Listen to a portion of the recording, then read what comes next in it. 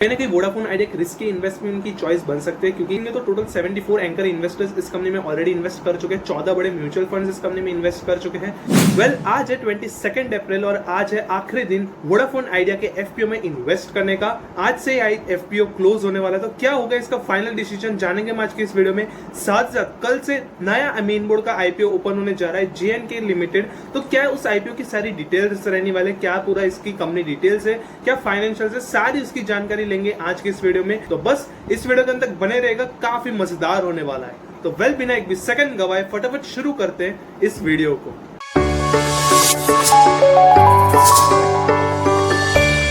अगर हम सबसे पहले जेएनके इंडिया लिमिटेड के साथ ही शुरुआत करेंगे तो ये कंपनी 2010 में इनकॉर्पोरेट हो चुकी है, यानी कि लगभग ये कंपनी 14-15 साल पुरानी ये कंपनी है जो कि एंगेज्ड है in the design, manufacture, supply, installation और commissioning of processed fired heaters, reformers और क्रैकिंग फर्नेसेस। अगर आपको इसकी ये जो सारी चीजें वो पता नहीं चले, तो अगर इसके कस्टमर पोर्टफोलियो देख लेंगे तो वहां पर आपको ये सारी जो चीजें वो पता चल जाएंगी अपने आप। तो बस इस वीडियो के साथ बने रहिए।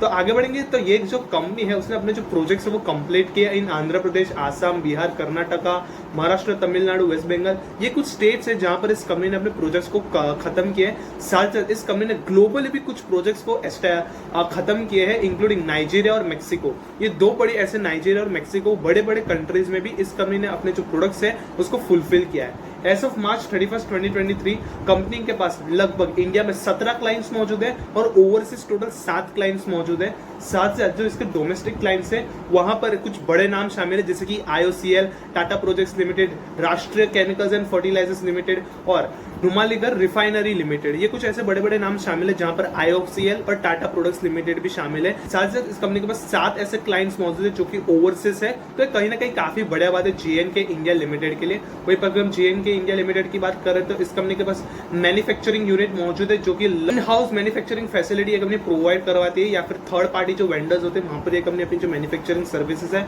वो प्रोवाइड करती है। इसकी जो मैन्युफैक्चरिंग फैसिलिटी है वो एक multi product special economic zone यानी कि जो मुद्रा है वहां पर मौजूद है, जो कि बेसिकली एक्सपोर्टिंग में ज्यादा काम आता है। मुद्रा से जो एक्सपोर्ट का जो भी मटेरियल होता है इस कंपनी का, एक्सपोर्ट के जो प्रोडक्ट्स होते हैं वो काफी ज्यादा वहां पर मैन्युफैक्चर किए जाते हैं। और लगभग 20,000 स्क्वायर फीट में इस कंपनी का जो मैन्युफैक्चरिंग यूनिट है वो वहां पर प्रेजेंट है। 5,000 मेट्रिक टन की मैन्युफैक्चरिंग एंड मॉड्यूलराइजेशन पर एनम का लिमिट है। तो वहीं पर अगर हम ओवरऑल एनालिसिस कर लेंगे जेएनके इंडिया लिमिटेड काफी बढ़िया कंपनी नजर आ रही है। 7 क्लाइंट्स ओवरसीज मौजूद है, 2 बड़े प्रोजेक्ट जो है नाइजीरिया और मेक्सिको में खत्म किए। साथ साथ 17 क्लाइंट्स इंडिया में मौजूद है, जिसमें से IOCL है और टाटा प्रोजेक्ट्स जैसी बड़ी कंपनीज का नाम इसके कस्टमर प्रोडक्ट पोर्टफोलियो में आता है। तो अगर हम आगे बढ़ेंगे इस कंपनी के फाइनेंशियल्स पे नजर डाल लेंगे तो अगर हम एक फाइनेंशियल ईयर वाइज देखेंगे तो 31 दिसंबर 2023 तक 453 करोड़ रुपीस का यहाँ पर एसेट्स बन चुके हैं, 256 लाख रुपीस का रेवेन्यू बन चुके हैं। अगर हम इंटू 2 भी कर लेंगे तो काफी बढ़िया तरीके से इसका रेवेन्यू चल रहा है, लगभग 400 लाख हिट कर ही जाएगा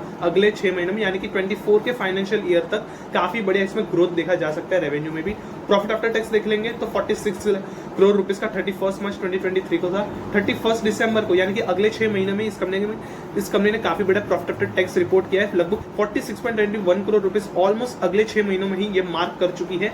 net worth 168 crore rupees, reserves 158 crore, total borrowings देख लेंगे 56 करोड़ के। यहाँ पे जो इसके रिजर्व्स है वो काफी शानदार नजर आ रहे हैं। बोरोइंग्स के मुताबिक इसके जो रिजर्व्स है वो काफी शानदार है, यहाँ की डेब्ट टू इक्विटी लगभग 0.3 के आसपास होना चाहिए। जैसे इसका रिजर्व्स है उसके सामने बोरोइंग्स कुछ भी नहीं है, तो जो डेब्ट टू इक्विटी वो तो इसके लिए कहीं ना कहीं प्रॉब्लम क्रिएट नहीं करने वाली। अगर हम इस कंपनी के फाइनेंशियल्स का ओवरव्यू कर लेंगे पिछले एक साल में तो लगभग 38.5% से रेवेन्यू में ग्रोथ हुआ है और प्रॉफिट आफ्टर टैक्स में लगभग 28.84% से ग्रोथ हुआ है। तो कहीं ना कहीं इस कंपनी का फाइनेंशियल्स काफी सही नजर आ रहे हैं, उसमें फाइनेंशियल्स में कोई भी दिक्कत परेशानी वाली बात नहीं है। अगर हम इस कंपनी के मार्केट कैपिटलाइजेशन पर नजर डाल लेंगे तो 2308 करोड़ रुपीस का मार्केट कैपिटलाइजेशन पर ये कंपनी लिस्ट होने जा रही है।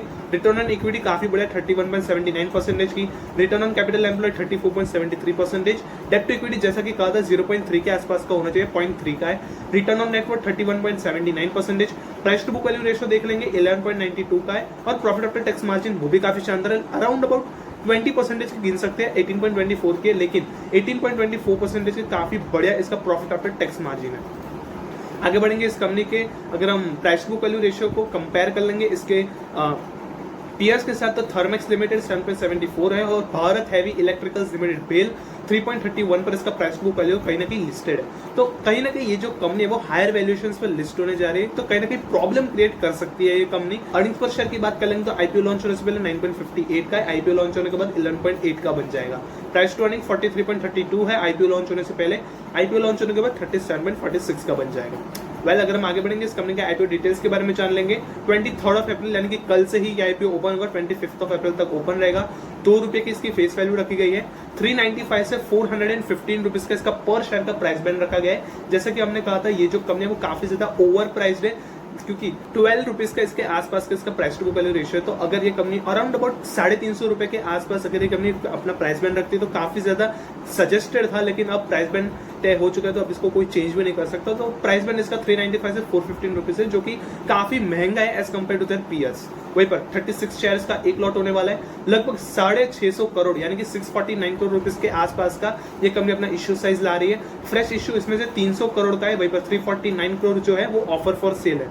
आधा ये जो आईपीओ है वो ओएफएस है और आधा ये आईपीओ फ्रेश इश्यू है। बीएसई और एनएसई सेगमेंट में इस कंपनी की लिस्टिंग होनी है। वहीं पर अगर हम आगे बढ़ेंगे तो 26 अप्रैल को आपको अलॉटमेंट्स मिल जाएंगे, 29 अप्रैल को आपको रिफंड्स और 29 अप्रैल को आपको डीमैट अकाउंट में शेयर क्रेडिट हो जाएंगे। लिस्टिंग डेट 30 अप्रैल तय की गई है। आगे बढ़ेंगे लॉट साइज पर नजर डालेंगे। लगभग मिनिमम आपको 14,940 रुपीज इन्वेस्ट करने पड़ेंगे रिटेल कैटेगरी में अप्लाई करने के लिए। एचएनए कैटेगरी में इन्वेस्ट करने के लिए लगभग आपको 14 लॉट्स के लिए 2,09,000 रुपीज पे करने पड़ेंगे।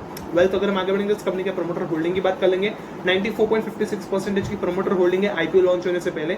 आईपीओ लॉन्च होने के बाद कितनी रह जाएगी वो अभी तक तय नहीं किया गया, अभी तक डेटा शो नहीं किया गया है। वेल अगर हम आगे बढ़ेंगे इस कंपनी के जीएमपी के बारे में जान लेंगे तो जीएमपी का डेटा भी हाल फिलहाल शो नहीं किया गया है, डेटा अभी तक आया ही नहीं है। तो वेल अगर हम बात करेंगे तो जेएनके इंडिया लिमिटेड कहीं ना कहीं एक ऐसी कंपनी है जो कि मीडियम से लॉन्ग टर्म के लिए मानी जा सकती है, अच्छी कंपनी है मीडियम से लॉन्ग टर्म के लिए। वहीं पर अगर हम आगे बढ़ेंगे वोडाफोन आइडिया लिमिटेड के बारे में, क्योंकि आज इस एफपीओ का आखिरी दिन है अप्लाई करने का, 18,000 करोड़ का लगभग ये एफपीओ था। तो अगर हम देखेंगे तो टोटल 74 एंकर इन्वेस्टर्स इस कंपनी में ऑलरेडी इन्वेस्ट कर चुके हैं, 14 बड़े म्यूचुअल फंड्स इस कंपनी में इन्वेस्ट कर चुके हैं। वहीं पर अगर हम इसके सब्सक्रिप्शन की बात कर लेंगे तो लगभग 0.54 टाइम्स इस कंपनी का जो एफपीओ है वो सब्सक्राइब हो चुका है, 0.14 टाइम्स रिटेल कैटेगरी।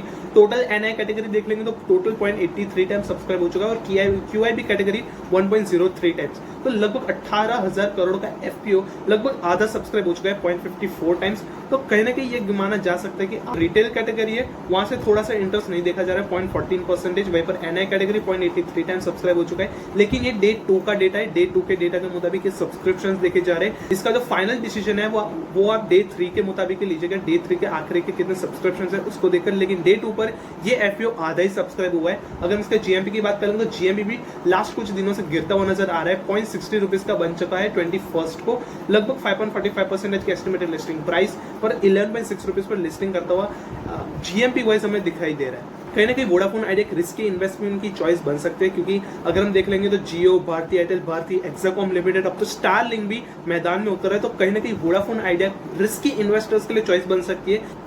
तो कहीं ना कहीं जो जेएनके इंडिया लिमिटेड है वो लॉन्ग टर्म के लिए काफी बेस्ट चॉइस बन सकती है। उसके ऊपर भी जो जीएमपी अपडेट्स है, जो सब्सक्रिप्शन अपडेट्स है, वो भी आपको इसी चैनल पर मिल जाएंगे। तो वेल कहीं ना कहीं आशा करते हैं कि इस वीडियो में दी गई मतलब से जानकारी वोडाफोन आइडिया लिमिटेड के एफपीओ के फाइनल डिसीजन और जेएनके इंडिया लिमिटेड के सब आईपीओ डिटेल्स के ऊपर कहीं ना कहीं आपको पसंद आएगी। और ऐसी रेगुलर वीडियो अपडेट्स के लिए इस वीडियो को लाइक और चैनल को सब्सक्राइब कर लीजिए, ताकि ऐसे वीडियोस की जानकारी आपको रेगुलरली हमारी तरफ से मिलते रहे और आप एक भी अपडेट्स मिस ना करें।